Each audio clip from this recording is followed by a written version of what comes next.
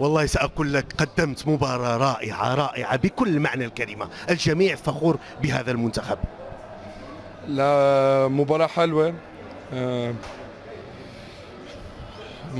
صعب.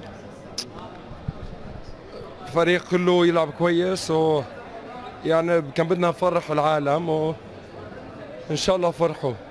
لكن فرحتوهم، قدمتم بطولة كبيرة، هم ينتظرون منك كلام الآن رغم هذه اللحظات الصعبة.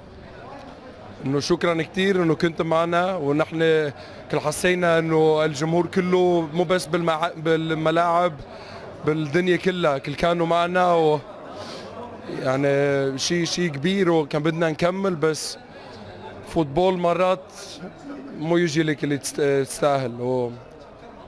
كان بدنا اكثر من هيك، بس فوتبول هيك. هارد لك كابتن، دموعك غالية، هارد لك. نواصل مع قائد المنتخب المغربي حريمات. شكرا لكم مع عمر خريبين لاعب المنتخب السوري.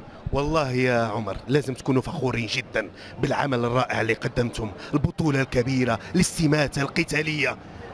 ماذا إمكانك أن تقول رغم الخسارة؟ أول شيء بسم الله الرحمن الرحيم. هذا حال كرة القدم، الحمد لله. مثل ما أنت قلت، للأمانة إحنا فخورين بالشيء اللي عم نعمله.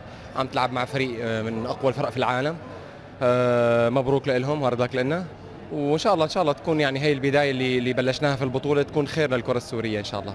هل حسيت أنك دخلت متأخر للمباراة؟ أنا كنت قاعد قريب من المدرجات، وينه خريبين؟ للأمانة في معي كسر يعني، وسبحان الله كنا متوقعين إنه نروح لأشواط إضافية، بس شفت اجى الجول يمكن قبل ما انزل بدقيقتين. سبحان الله، هذا حال كرة قدم. الحمد لله بالاخير مثل ما قلت لك فخورين بالشيء اللي عملناه. مبروك لهنا في المغرب.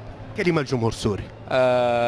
شكرا على حضوركم. للامانه كان ودنا انه نخليكم تفرحوا كمان، بس سبحان الله هذا حال كرة القدم. بتمنى يثقوا فينا ان شاء الله حتى نساعدهم بالجايات ان شاء الله. الف شكر. تفضل.